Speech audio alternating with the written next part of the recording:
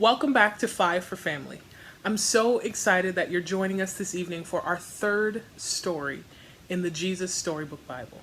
Don't forget, it's 5 minutes of Bible story, approximately, followed by 5 minutes of question and answer, and then 5 minutes of family activity. So tonight we have a special guest with us. She teaches 1st through 3rd grade as well as works in the nursery. Here's a hint for tonight's story. So, Miss Ronette, on to our story. Hello everyone. Today we will be reading A New Beginning, Noah's Ark from Genesis 6 through 9 in the Jesus Storybook Bible. So let's begin. Time passed and many people filled the earth. Everyone everywhere had forgotten about God and were only doing bad things all the time. God's heart was filled with pain when he saw what had happened to the world he loved. Everywhere was disease and death and destruction.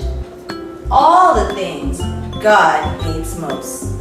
Now, Noah was God's friend, which was odd in those days because no one else was. Noah listened to God. He talked to God. He just loved being with God, like you do with your best friend. Noah, God said, things have gone wrong. People have filled my world with hate instead of love. They are destroying themselves and each other and my world. I must stop them. First, we'll build an ark. Do you know how to build an ark? Neither did Noah. Luckily, God knew, and he would show him. A storm is coming, God said to Noah, but I will rescue you. I promise. I'll send the animals to you, ones that creep and crawl and slither and slime and gallop and hop and bound and climb. And don't forget to pack everyone's food.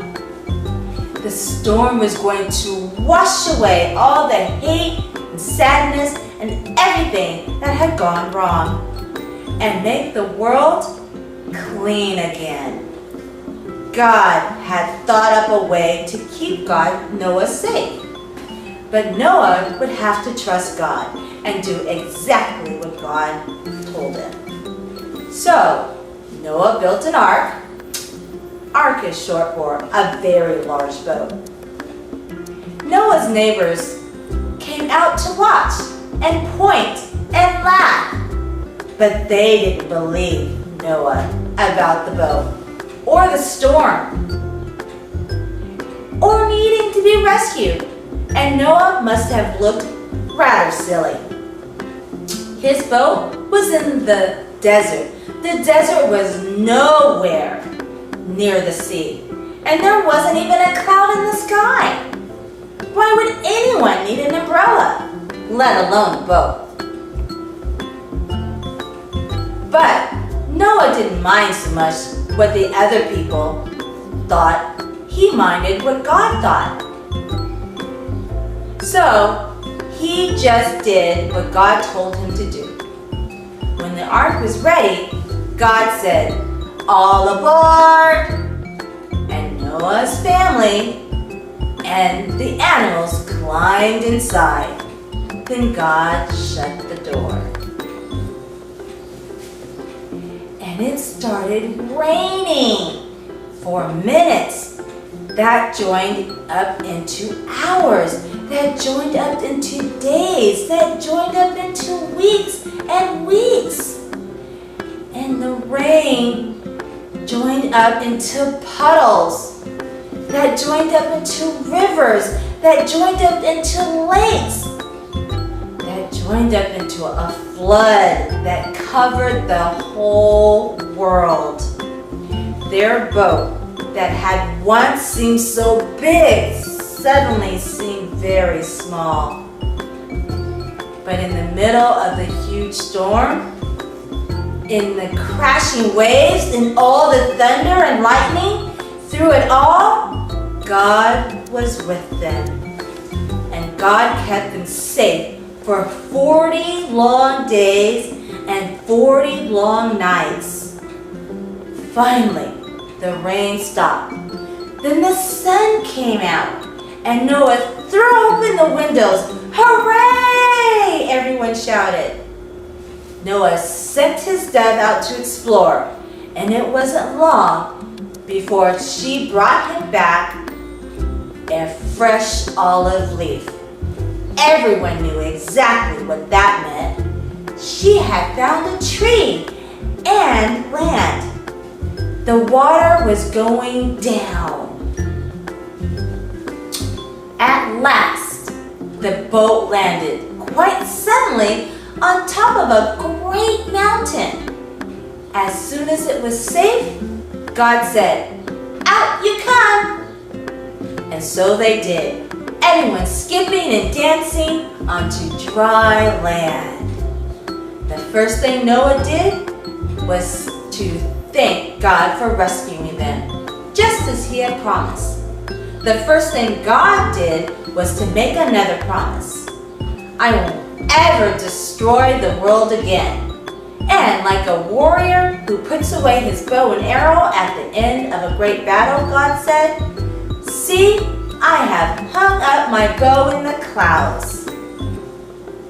And there in the clouds, just where the storm meets the sun, was a beautiful bow made of light. It was a new beginning in God's world. It wasn't long before everything went wrong again, but God wasn't surprised. He knew this would happen. That's why, before the beginning of time, he had another plan, a better plan. A plan not to destroy the world, but to rescue it. A plan to one day send his own son, the rescuer. God's strong anger against hate and sadness and death would come down once more. But not on his people or his world. God's war bow was not pointing down at his people. It was pointing up into the heart of heaven. Thank you, Miss Ronette, for reading Noah's story to us. So if this is your first time joining us, we're going to go into our question and answer section. I'm going to ask you a question and then say pause. When I say pause, hit pause, discuss as a family, and then hit play and come back. All right?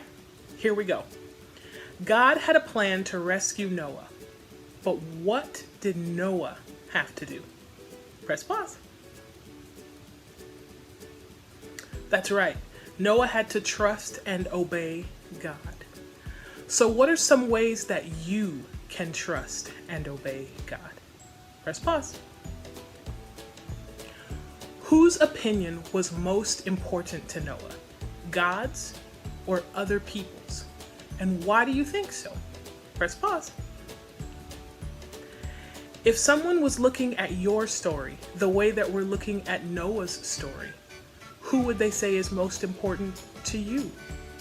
Press pause. All right, guys, excellent job. So I showed you at the beginning my sweet, sweet ark and Noah. I've had this ark since I was a kid. Now, if you don't have an amazing ark like I do, I totally understand. Also, just a secret behind the scenes note, I lost Noah for a while and I used Goofy. But then I found Noah again, so now he's back with the boat and it's all well again. So, tonight's activity. If you have an ark, spend some time looking at the animals and thinking about what God did and how he rescued everyone. Or if you don't have an ark, build an ark. Use your Lincoln logs, your blocks, your Legos, and put together an ark. Build some animals. You can go on the Lego website and ask them how to build animals, and they'll give you some direction sheets. Also, we can do the same like we've done before. You can draw it, you can paint it, you can act it out. You can be the animals climbing into the ark. You can ascend the staircase in your home like you were going onto the ark.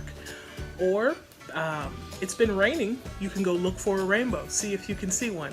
The big thing is just to spend some time together and think about what we've just learned. I'm so excited for you guys to post your pictures and share with us what you've been learning. We love you and we miss you, and we are looking forward to seeing you next week on 5 for Family. Love you. Bye.